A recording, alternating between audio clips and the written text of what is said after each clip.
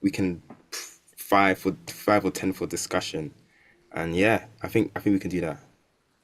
Okay, Yeah, so we're gonna go 15 minutes each and then have the remaining 30 minutes for a discussion. yeah, sure, maybe. Maybe that's cool. Because I think Okay, the you other want to do thing we 15? can, Okay, okay, But okay, then yeah, you because have Joshua. you have That's your good. screen as well, Joshua. So is it 10, you want to do 10, 10, 10, and then 30 minutes of space discussion, or what's that plan look like? for Let's 15 is, do I think 15, then 15. that 15 for discussion, yeah. Okay, I So want that to we hear, don't rush. yeah, I all want to hear right. all the stories. I want to hear all the stories. Okay, yeah, 15 minutes. Okay, Katrina. Okay, 15. All right. Who's gonna be our timer and what's the flag for, hey, you're running out of time. I will be the timer. My face will just pop up and be like, hey, out of time. That works for me. Yeah, start whenever you're ready. Oh, you want to start now? Yeah, Katrina, yeah, go for it. I'm excited. You showed the good art. It was looking nice. I'm excited. Okay, let's go for it. All right. Yeah, that's cool. Yeah, because mainly like for the space stories, me, I'm going only to focus maybe on one book. The other one, maybe I'll just talk a little bit because of time. Okay. Okay. And you're able to see my screen now? Yeah, we can see your screen. Perfect. All right. Good morning, my little astronauts, and welcome. I am Katrina Carter-Journay. I'm a scientist, a physicist, a reliability engineer, and an author. And this morning, it's my pleasure on my side. I'm in California, but good evening, good night to you. I'm going to do a little reading from my book, Let's Chase the Moon. So you'll see my characters. You're going to follow Amara, Danon, and their mother Valeria on their family journey, and you'll meet their father and other people in there. And you'll get a chance to learn about family, siblings, ADHD awareness, and using space and the themes of space and the moon and stars and beyond to bring joy into your life and make all those wonderful decisions that I know that you'll do. So I'm going to open up the story for you. And we are going to start. Let me put it in a view for you. So I want you to see everything. It's like we want to see everything in the stars. The book is really created with that star and that's in the moon and the glory, and is written by me. My pen name is K.L. Carter because everybody wants to be creative and different, right? And my illustrator is Lika Illustrations. But the story is dedicated to my children. So we always drive around and we chase the moon, especially the harvest moon, because it's so big. You feel like you can just walk into it, you can drive into it. And that's the beauty of Let's Chase the Moon. So let's get into it. We have Amara here. Amara sat on her soft pink cushions, hands in her lap, squishing her fluffy pink tutu. She had dreamed of dancing like a ballerina in space today, but instead, everything was about Danon. Again, she felt invisible. Amara wiped a stray tear from her cheek as she heard the door creak open. Danon, her 7-year-old brother, burst in, his face lit up, excitement like nothing had happened.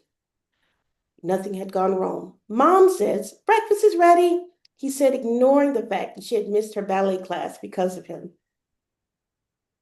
Amara clenched her fist. I missed my class, Danon, and now you get to go to your art class after breakfast like nothing happened. Her voice rose and her frustration spilled out.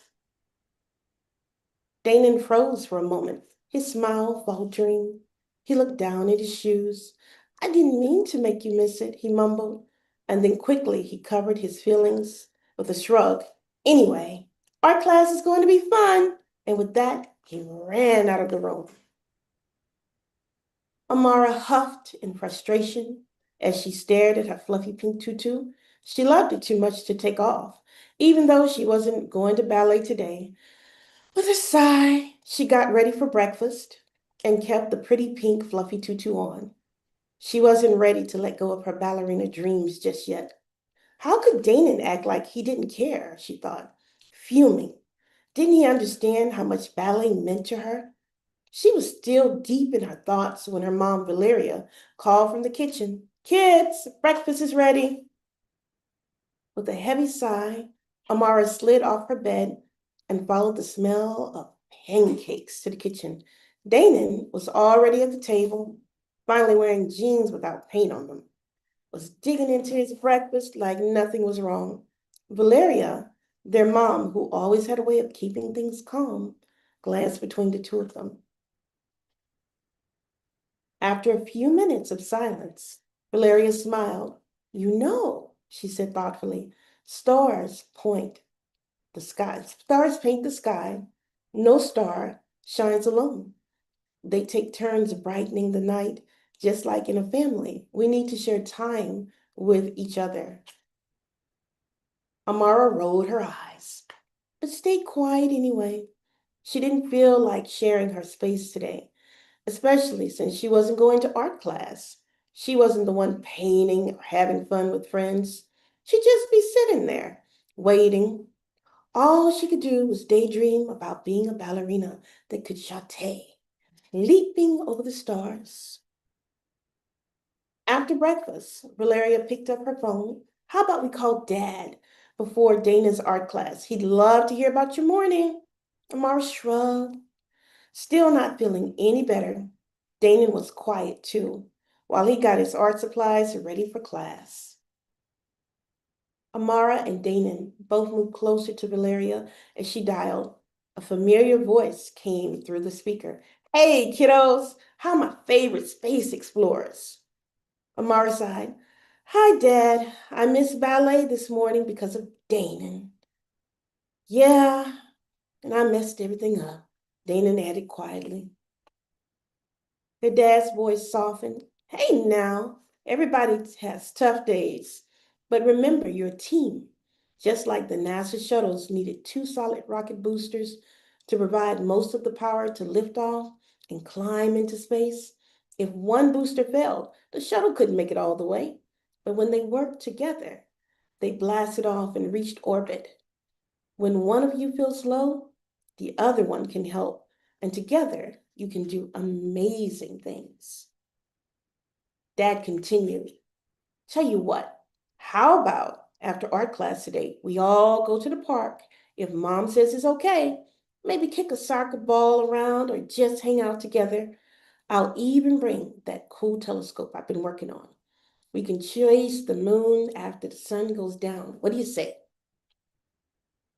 Amara's face brightened as she exchanged excited glances with Danon. She giggled and jumped up. Danon nodded with a big grin, his cheeks glowing with happiness.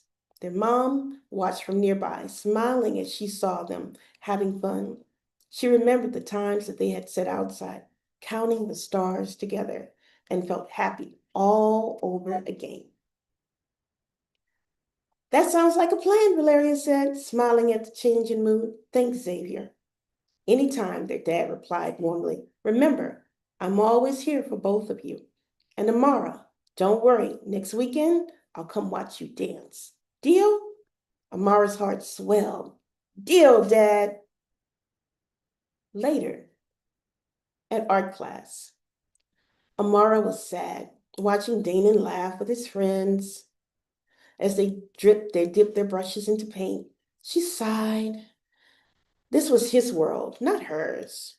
But just as she was about to look away, Danon caught her eye, and she saw his painting. It was a ballerina dancing in space, just like she dreamed of this morning. Maybe Danon did care after all. Amara admired the painting. When class was over, Danon walked over and handed her the painting. I made this for you, he said shyly. I'm sorry you missed ballet. I hope you like it. Amara looked at the picture, then at Dana's hopeful face. Maybe she wasn't invisible after all. Maybe she was just there. She smiled, and as they got ready to go home, she told him how she really felt. Danon listened, and for once, it seemed like he understood. Valeria beamed as they drove home. I'm so proud of you both. Remember, Like the stars in the sky, we're all in this together.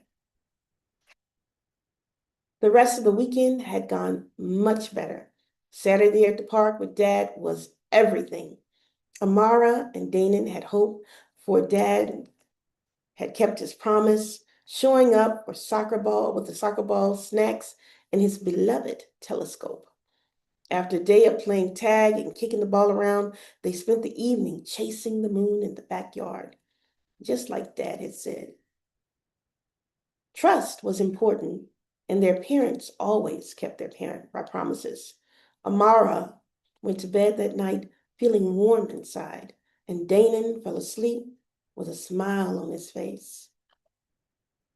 Now it was Monday morning, and the cool breeze of fall drifted through the open window. The trees outside their house were starting to turn orange and gold, reminding them that the harvest moon was only days away. Valeria, their mom, was already dressed for work in her red suit and pearls, looking like she could command a spacecraft. Amara admired her mom's style while wearing her own favorite outfit, a cozy salmon pink hoodie and jeans, her hair prettily styled in a bun. Danon, always ready for action, was wearing his comfy blue jeans with a red hoodie and his favorite pair of Converse sneakers. While serving Danon and Amara breakfast, Valeria said, I have a big meeting today about the new space station project. It reminds me of how we're always learning and exploring.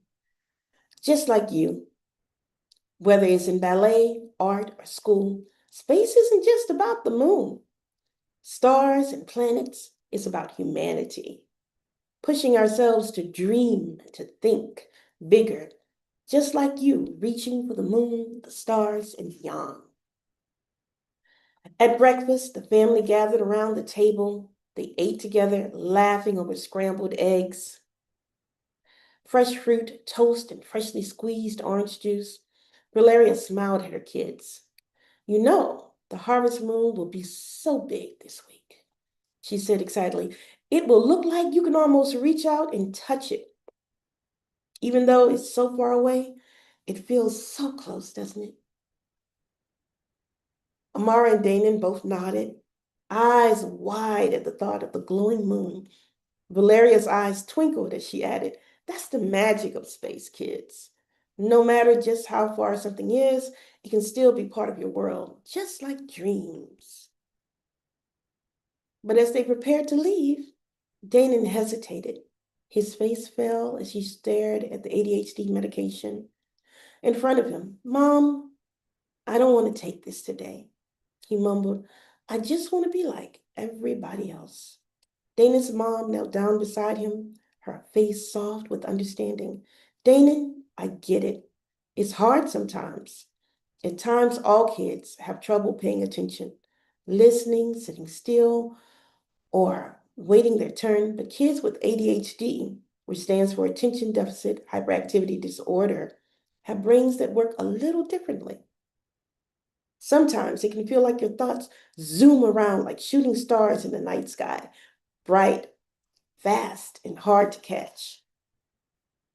But just like a telescope helps you to focus on distant stars by bringing them closer and making them clear, there are ways to help your brain focus so you can catch your ideas and make them shine.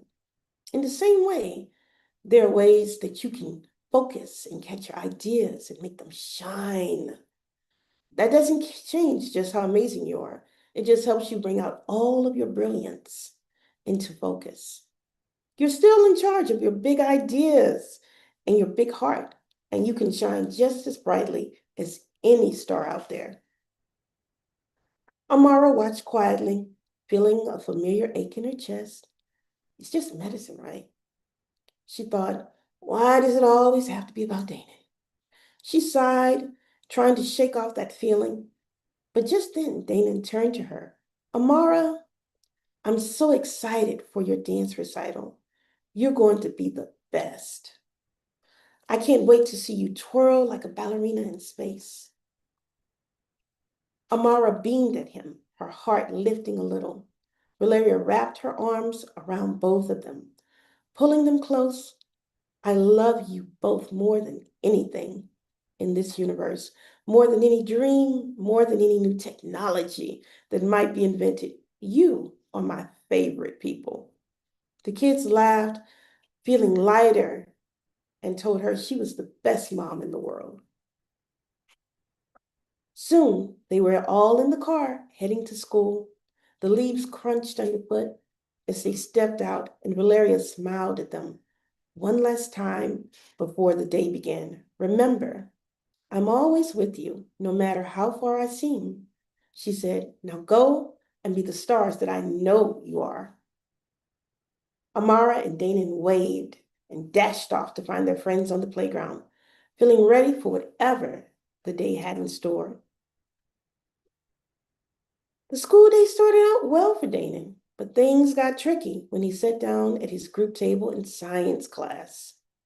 Everyone was getting ready to work on their project when one kid suddenly asked, Hey, Danon, are you stupid or something? Why can't you just be still? Danon froze, feeling embarrassed, but before he could say anything, his friends jumped in. Hey, that's not cool, one of them said, frowning. It's none of your business. Yeah, stop being a jerk, another one added, crossing her arms. The rude kid just shrugged, smirked. Whatever, he mumbled, looking not sorry at all. But Dana's friends didn't let it ruin the mood. They quickly distracted him by telling jokes and working together on their project. One kid made a silly face, and soon enough, Dana was smiling again, feeling the warmth of their kindness. And that's where we are, guys. If you want to know the rest of the story, tell mom and dad to add Let's Chase the Moon to the library and enjoy it. It's been such a pleasure spending time with you, my little astronauts. Back to you, Mission Control. Now I want to know what happens next. I really want to know what happens next. That was so good. That was so good. I was so invested. I really want to know. Thank Thank you, you. Katrina, so much for that reading. That was amazing. That was really good.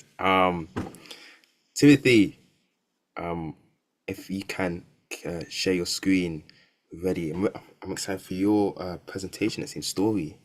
And then hopefully we can all have a chat about our respective stories and stuff. But yeah, over to you, Timothy. Okay.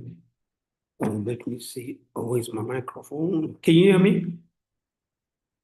Yes, yes. Yes, you can hear me, right? Yeah. So I'm going to the first slide. So yeah, you can see my slides, right? Yep. Okay, so thank you very much. My name is Timothy Kudzanai Kwamba. I'm a space systems engineer by profession.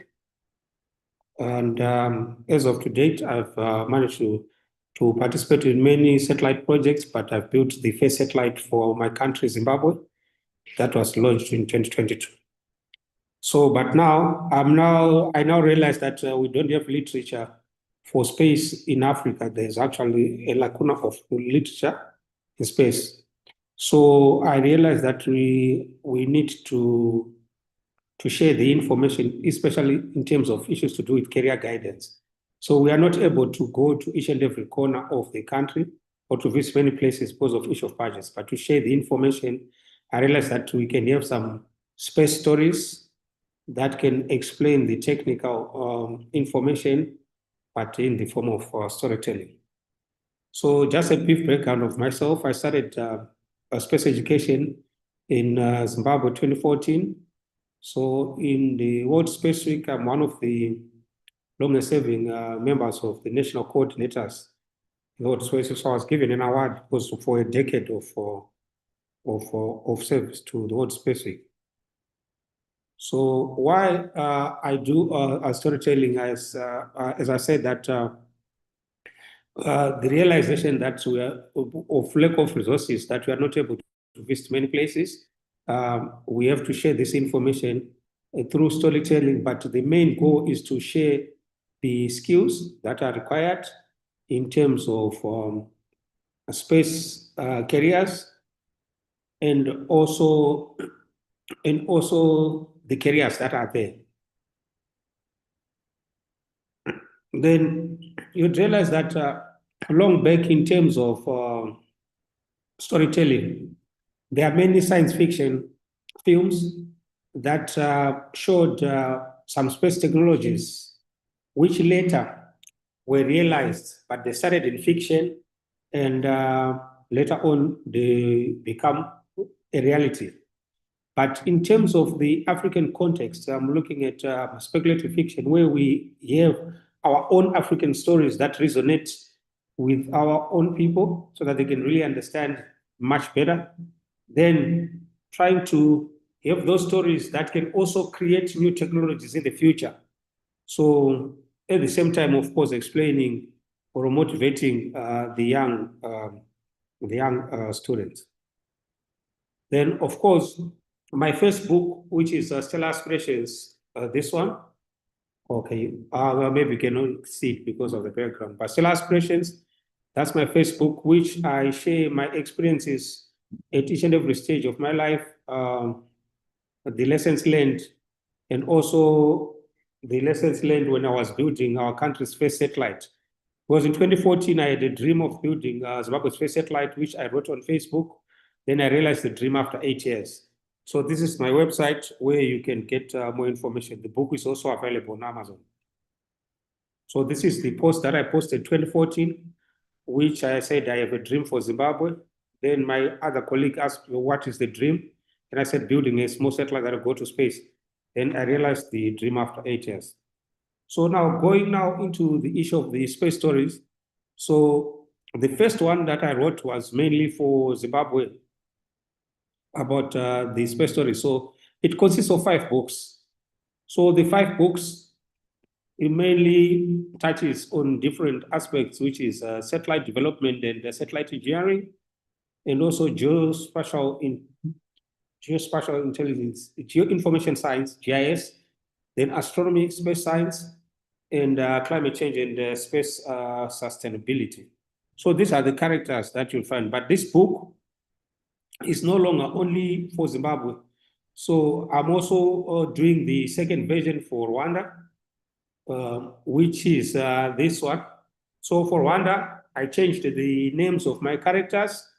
Then I also put it in the setting of Rwanda, and also try to have the culture of the people of Rwanda. So for the first book, it talks about the characters is more or less like myself. I was trained in Japan. So I come back to Africa and I go to the rural areas. So when I go to the rural areas, there's my cousin who's also staying there with the grandmother.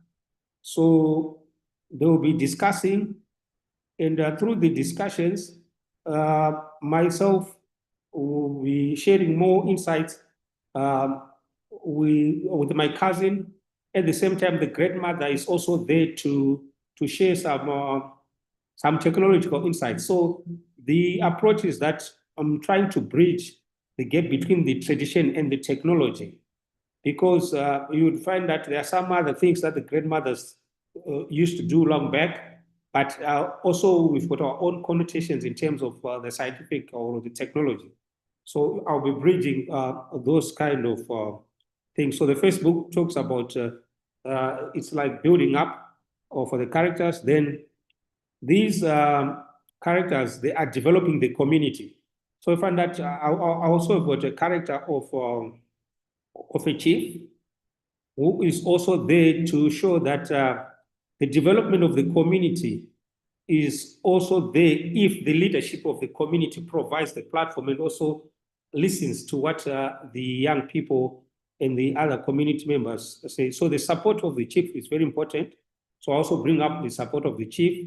So they start to develop the community using space technology. And also the community is also participating in those projects. Then in book 3, I look at the issues to do with climate change, space and climate change, adaptation to space and climate change, what needs to be done, and also the community is also participating in those projects. Then you find in terms of the innovations for the future, I started to look at the issues to do with space traffic management, also look at space tourism. In those, we also look at space mining.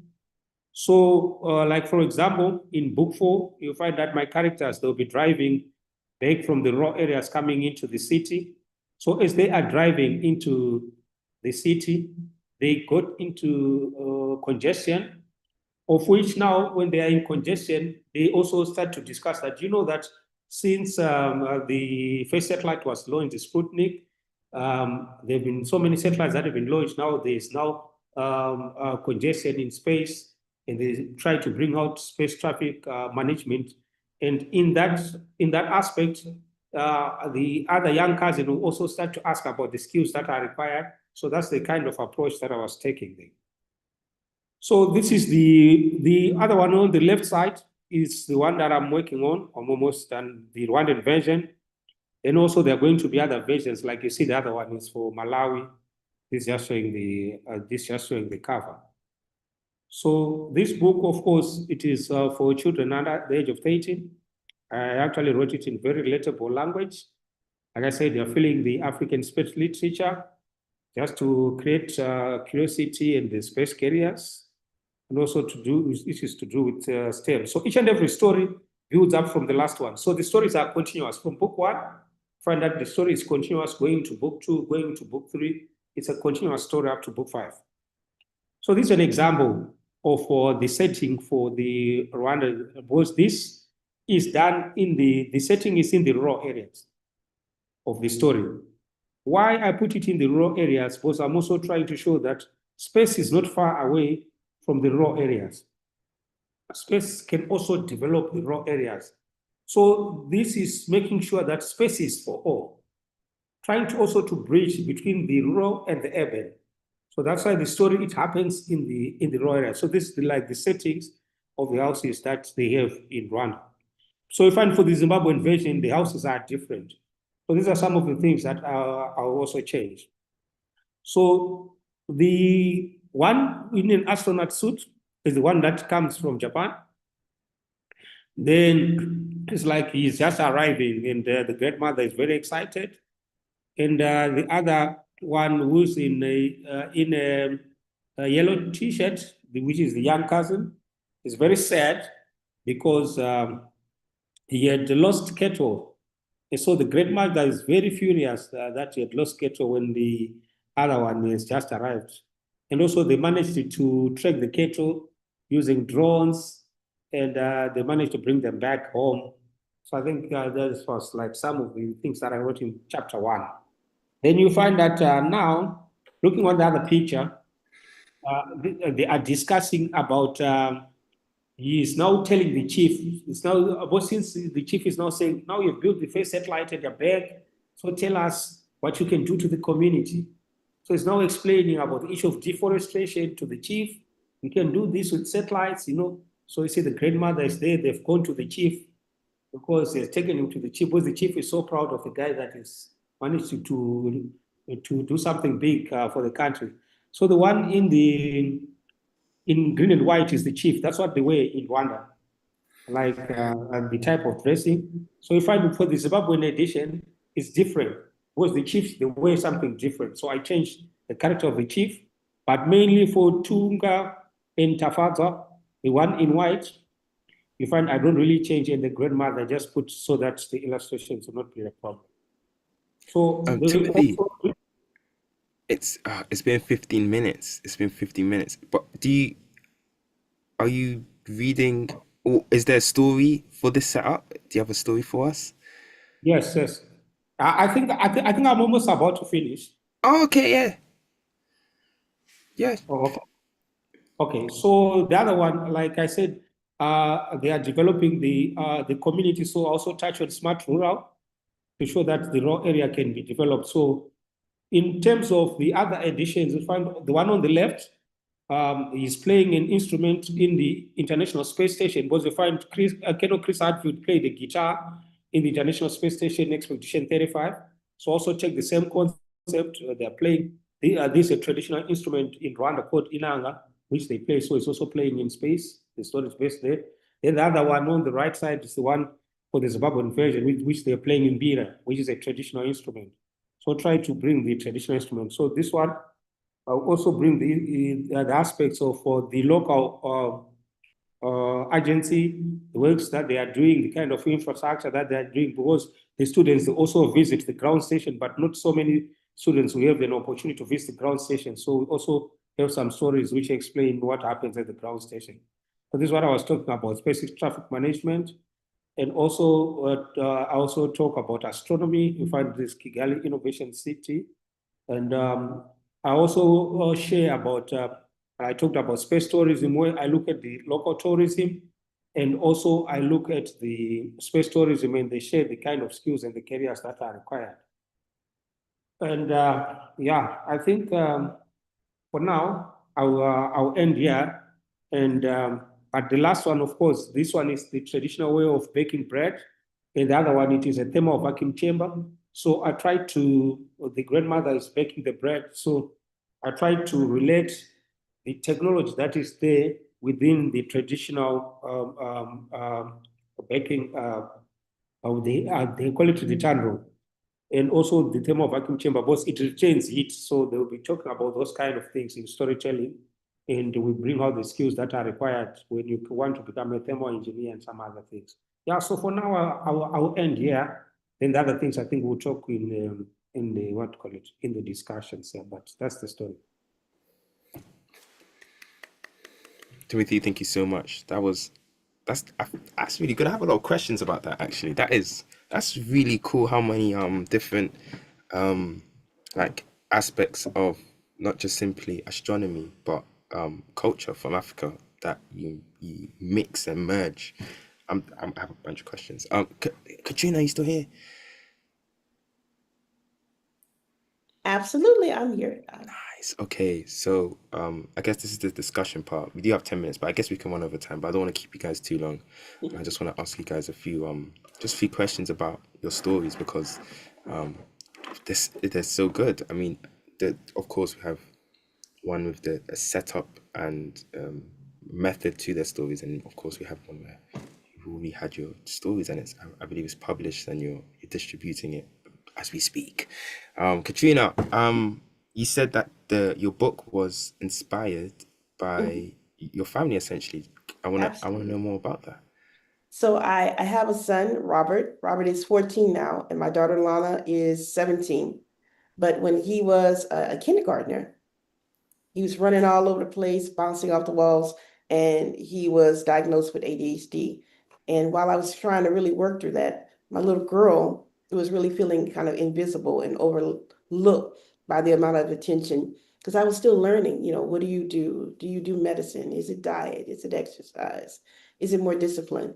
And I really wanted to, at this point, kind of go back and dedicate that book to them and really talk about those dreams. Now, the ballerina dreams are mine. When I was a little girl, I wanted to do ballet, but kind of just merging all of that love and, of course, my career in space and just make that whole kind of family vibe. And it's been a whole lot of fun. I never thought that I would write a children's book, but one day I was just inspired. So it's been a year in the making and it's finally out there. You can get it online everywhere. It's out for global distribution, libraries, come and get it and invite me to come read it. Yes, yes. It's no, and you did it, and it did what it had to do because I was there like this. I was really locked in. I was like, wow, this is a story, guys. I need to know what happens next. Like, do they have? I hope they navigate school, all right? Like, please. Oh, But so much more. so what made you want to use the moon as the focus? Did you actually went to chase the moon during harvest? Like, you Oh, genuinely. absolutely.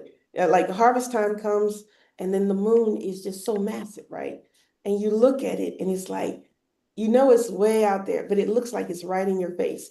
So the kids and I will get in the car, and we will drive and try to get to any moon. It could be harvest moon, blue moon, the strawberry moon.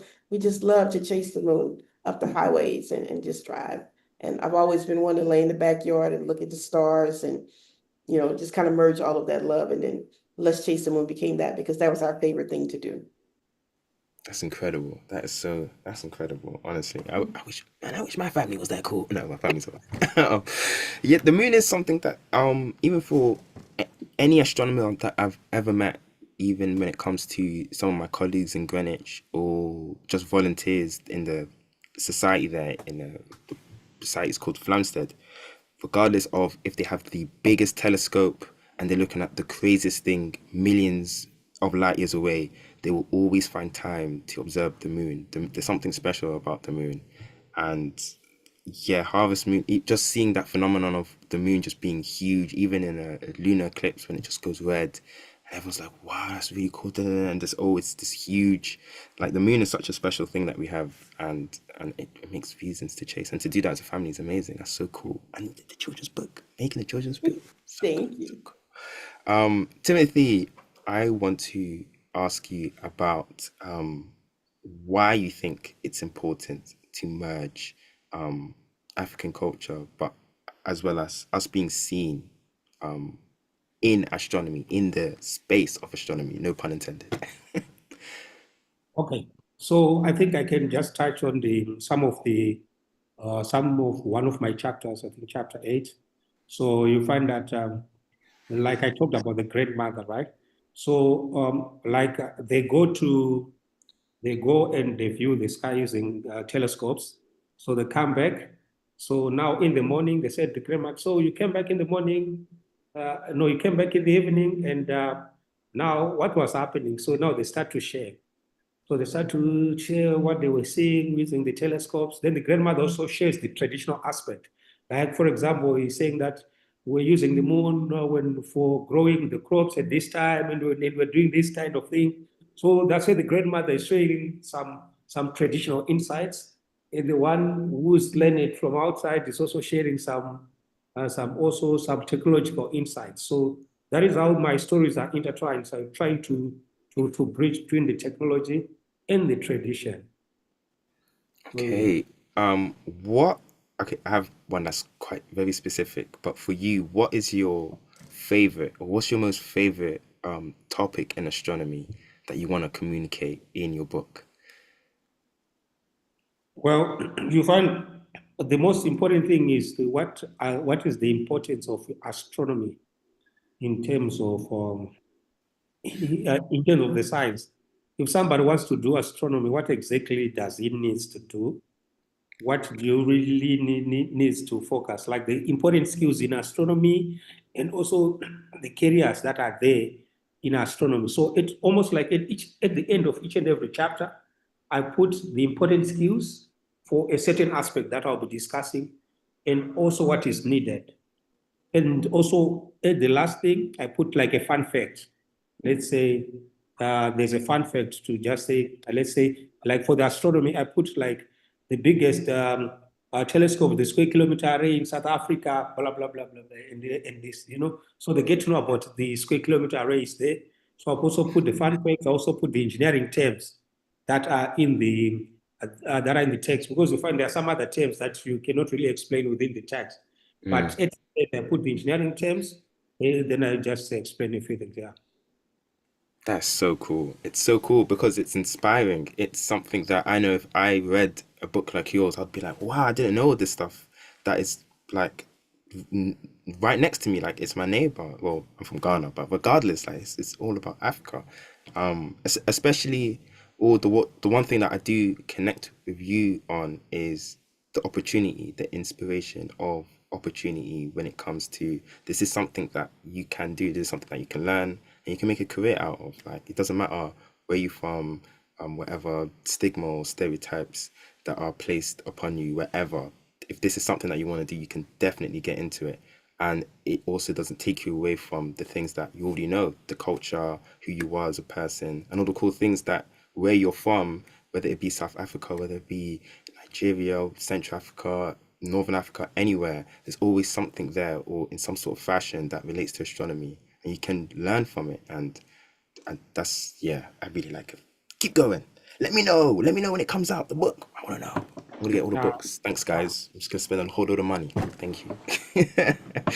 uh, So Lunarya is a project where we not just simply imagine ourselves. We know so that in the future, of course, we see ourselves in the expanse of the universe, the cosmos, and our moon is a very important hub space for where we keep our stories.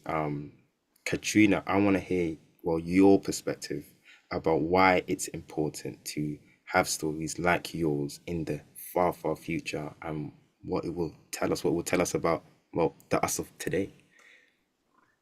So I think it's important because children need to see themselves in spaces that ordinarily are not created for them, especially if they're children of color. They tend to think, I need to be smart to be a scientist. I have to be a mathematician or a physicist. So my background is in physics, but you could be a fashion designer in space. Somebody's got to make those suits. You could be a chef in space. Somebody's got to improve that food. You could be somebody in construction. Somebody's got to create the infrastructure. You could be a welder. Who's putting that vehicle and that habitat together? So for me, I want them to see that they have a place in this world. And the moon is an anchor point for me. I mean, throughout all of its phases, I just love to watch it. It's beautiful. It casts its own light. You know, we think about basking in the sunlight, but you can also bask in the moonlight. And it is equally as gorgeous and prolific and important. You think about the moon and the tides and the water and the ocean. So I want to share my love of space. I want to inspire them through storytelling. And I want them to see more storytellers of color. And I want them to see themselves front and center in these books. So I do have characters of all color around them, but I do want them to be central because I don't want them in the background anymore. I don't want them an extra in a film. I want you to be the protagonist, the main character, the highlight, because they deserve a spotlight. And that's just all that I want to really push out there constantly, that you are as bright as any star out there. You deserve to be the highlight. Definitely, 100%. Wow, yeah, literally. And I feel like your book does that. Honestly, I felt like your book does place us in a position where reading it feels like it wouldn't feel out of place to see this like in my home, and my nieces and nephews have this around, and it should, as it should. And I can't wait for there to be more stories, and there will be more stories here in the far future, on the moon, on Mars, or wherever. So thank you for making such a book, and it was amazing. Yeah, great. Thank you. Timothy, I want to ask you about so yes, the moon, far in the future, it's an anchor point. It's a hub. It could be a potential hub for a lot of activities in Africa. What do you want to see, or what work do you want to see your story, or your efforts for your story do in the far future for us in Africa, wherever around the world? Yeah, these books, I'm telling you, they're going to make an impact in Africa, because you find that one of the most important things that I'm doing is to customize to the culture of the country and the setting. Besides the customization of the culture, these books are going to be in vernacular language. So the book, like the one in Rwanda I'm finishing off, is going to be in Kinyarwanda. So now when they read it in their own language, they see the houses that they know, the environment that they know. The car is driving in Kigali, they know the place. They don't feel that space is far away from them. Space is for all it is happening in the raw areas, and they can relate much better. Now, when I move to do the Zimbabwean edition, I customize. What's the issue of customization? Because I want to make sure that to tell them the space it is for them. It is not far away from them. Yeah, When we put it in the vernacular, they can relate, because our own stories, they resonate to our own people much better. So that's why I am customizing in terms of the culture and the tradition. And also the good thing is the issue that I put the great mother bridging the technology and the tradition. I'm trying to bring the people together to say that the youngsters, they don't need to feel like the old ones are left out. They need to see that these things are intertwined. There is something that we can learn from our great mothers, and we can develop from there and develop new technologies. So I find this book is going to cover a lot of areas in Africa. The good thing is that I have a wide range of experience. That's why I find that I write GIS, so they understand that how maps are done. I understand how a satellite is developed. I've developed one, so I put those things, I put the skills. I'm also promoting different countries. Like, for example, you saw the one for space tourism, which is also talking about tourism in Rwanda, visit Rwanda. Then we also talk about space tourism, so also bring the two. So it is also for different countries, it is also promoting their culture, promoting their tourism, and it is their book. Like they feel like Rwanda, for the people of Rwanda, they feel like this is our book. If I only like bring a Zimbabwean book talking about space, they'll think that maybe space is for Zimbabwe. So I'm want to bridge that notion to say, no, space is actually for you. But you can only do it when we put the characters of the names. You'll find that I don't just put the names of the characters. I also research, like I can give you an example for in our language, it's called Mbuya Chiedza. It's like grandmother. Chiedza means light, which means the grandmother is giving light to the other youngsters. So my names are very particular in terms of like in terms of what is happening in the book. I can give you the other one. It's called Tungamrai, which is to lead. This is the young cousin. So I'm saying the young cousin is going to lead in the future.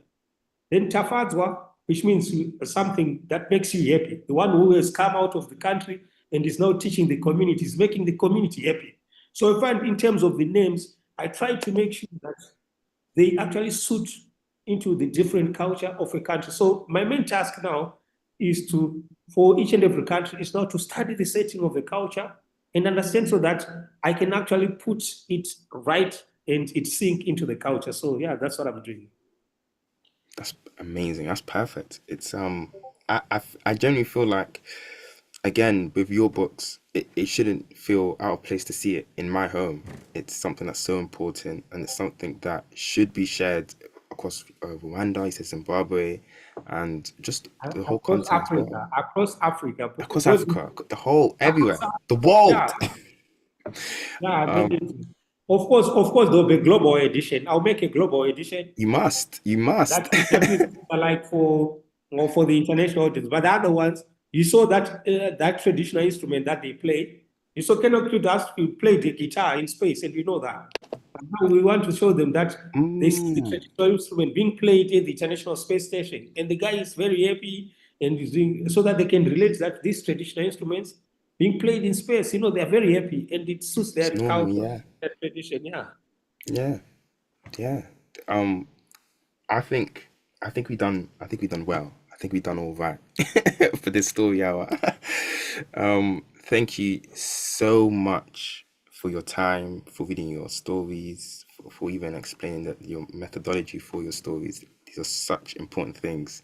I feel like that's the point of this, not just only setting up a base or a hypothetical for the future, but for things that we're doing now, for people in Africa, for people in America, of course, for African Americans, for everyone that's that connects to this and connects to astronomy as well through this. It gives them not just simply a voice or like being seen, not just those, but the opportunity to get into things like this, especially when they feel like they can't. That's what makes them seen, and which puts them in the center, which both of your works do. So I guess, yeah, thank you for doing such work, and continue, please. Um, I think we're gonna end it. I think we can end it here. I am not the host, so I can't end it. um, so um, is Dr. Nelson? I mean, to be fair, um, we can just leave. To be fair, but yeah, I hope this story hour does reach wherever it reaches, and whoever watches, and whenever they watch it, they learn and hope that astronomy is not too far. The moon is not too